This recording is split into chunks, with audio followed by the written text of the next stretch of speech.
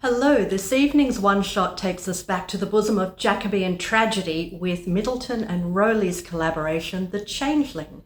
This play was first performed in 1622.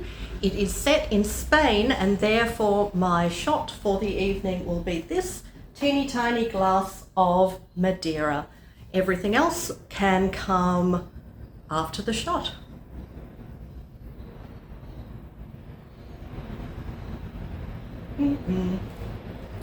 Here we go. The play opens on our hero Alcimero. His friends and his servants assume that he is about to get aboard his ship and sail for Malta. However, he indicates that he has no intention of doing that at this time, and it quickly transpires why. Because enter our heroine, or anti-heroine if you prefer. Her name is, this kills me, her name is Beatrice Joanna. So some of the time they call her Beatrice and sometimes they call her Joanna, which seems like the straight up most idiotic thing for a playwright to ever inflict on his audience who is trying to get to know a bunch of characters. But what can you do? We will call her Joanna because that is what her father seems to call her. So Joanna shows up. Alcimero and Joanna have a rather beautiful flirty love scene, and it all looks so far so good. And then her father arrives, announced by our next key character, a servant called de Flores, who we know is ugly and absolutely despised by Joanna, who seems otherwise a well-bred woman but cannot bear to be in this man's sight. So her father shows up, and Alcimero is sort of like, great, I can meet your dad. Except Dad is like, terrific to see you, Alcimero. Great to meet you. You seem like a fine young chap, Joanna. Really happy to let you know that the man that you're due to marry is going to be here really soon, so you can get married within the next few days. Yay! And this comes, as you can imagine, as unhappy news to the young couple that we have already got invested in. But that's all we need to know on the main plot for now. We're then moving to a subplot because the Spanish port town of Alicante has one other feature, which is a great big lunatic asylum. And the asylum is run by an old doctor with a beautiful young wife that he's terribly jealous of. So walking in the world of commedia cliches here, but this is our subplot because we have this nice little parallel between the crazy things. Excuse all the ableist language here. It's a little bit difficult to avoid because the entire play is based on this idea of dividing the world into the stable people and the unstable people, and then the unstable people into the madmen and fools. There seems to be this division category into madmen and fools within the asylum. And then, of course, we as an audience tend to look at the people who are outside the asylum and wonder, well, which category do these people fall into given the evidence of their actions? So we're introduced to the doctor, we're introduced to his servant Lolio, and we're told, and he tells Lolio to keep a close eye on his lovely wife Isabella because he doesn't want anyone seducing her. So let's get back to our main plot. Beatrice Joanna has no intention of marrying the nice young chap Alonzo, who shows up expecting to marry her. Alonzo's brother almost immediately says to Alonzo, I don't think she's into you, you know. And Alonzo's saying, no, she's just modest. It's a virtue. It doesn't mean she doesn't want to marry me. She's just behaving appropriately for a gentlewoman of her status, nervous about losing her virginity. And Tommaso is saying, yeah, I think you're going to find out she's in love with someone else. Alonzo, no way. So Alonzo, as far as he's concerned, everything's going great for his wedding. Now, Joanna realizes the power she has over de Flores, who is absolutely besotted with her.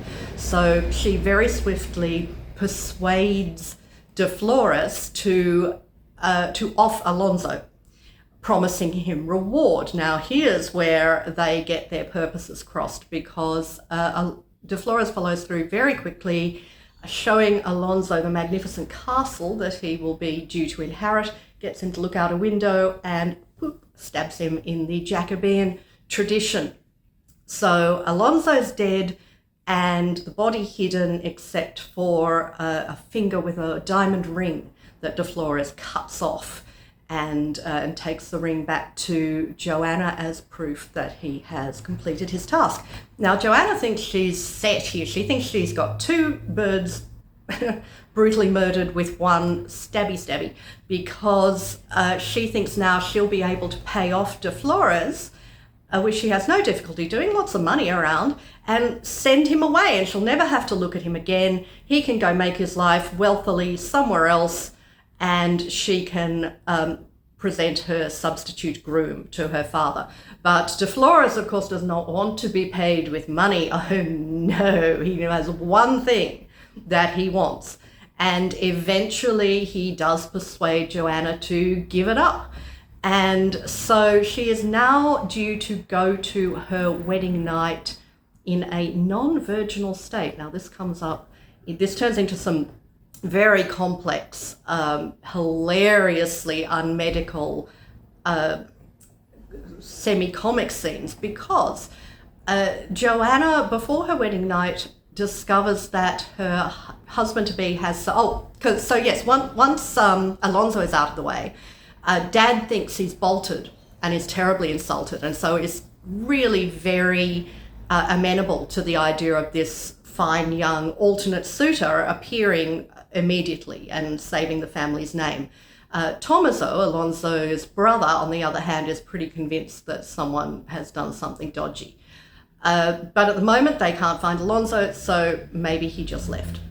So Joanna gets to be married to Alcimero after all.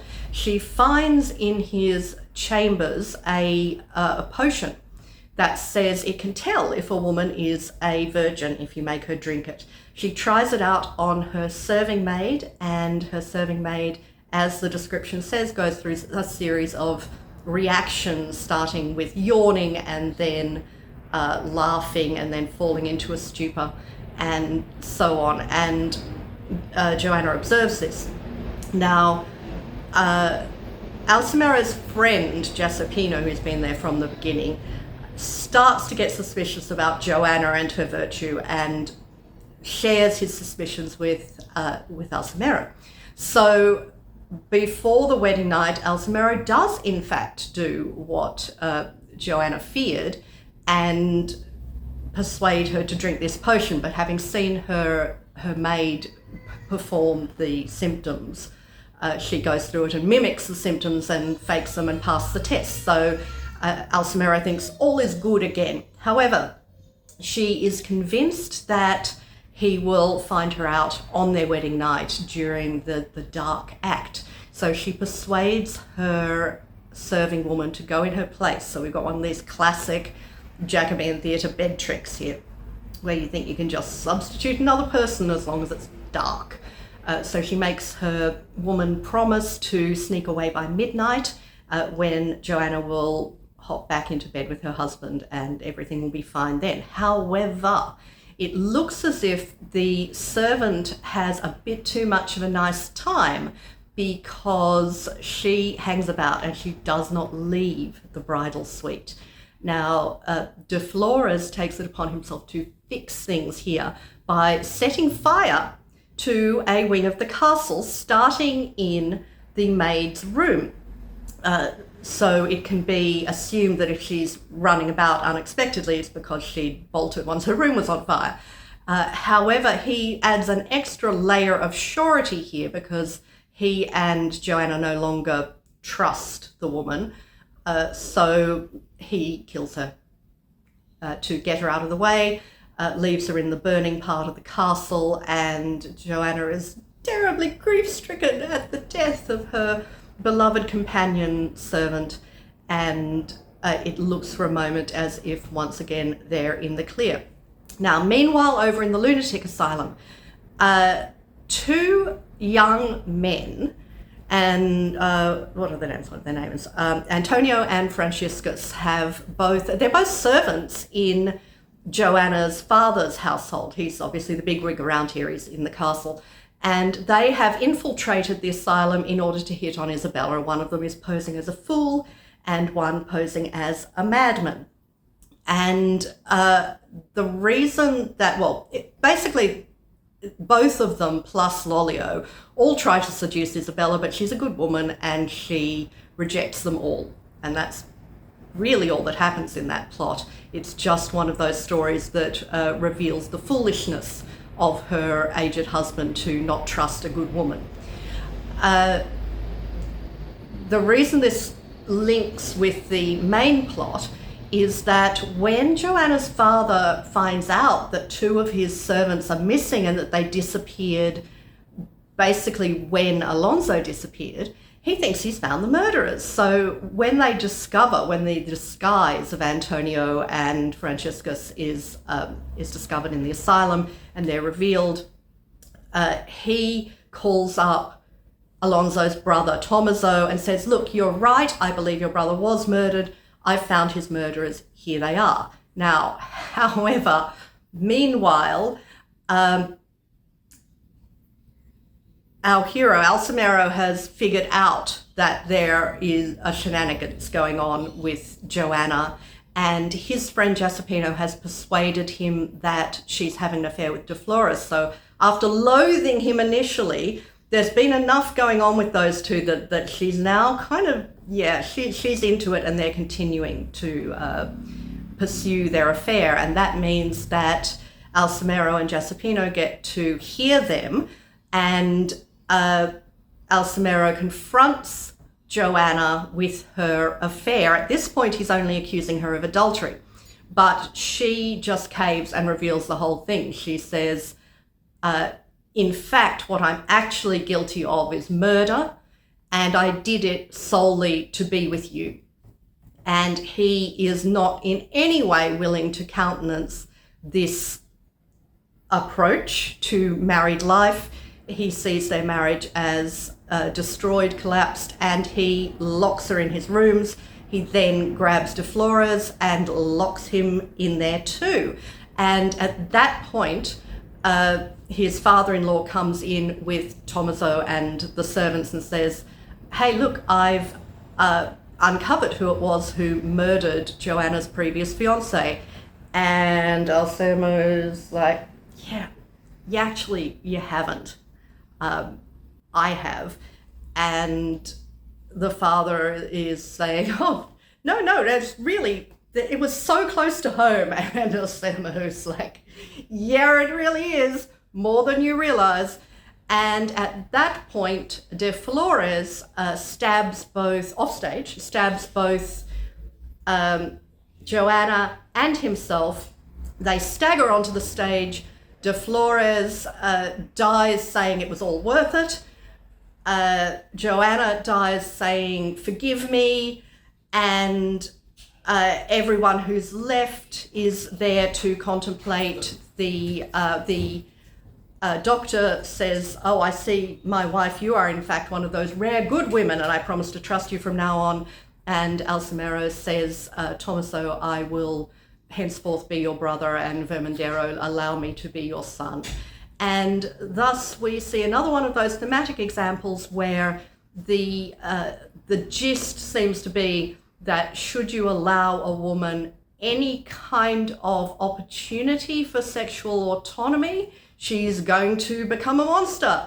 So welcome to the Jacobean tragedy, dark, bloody, and perfect for Halloween.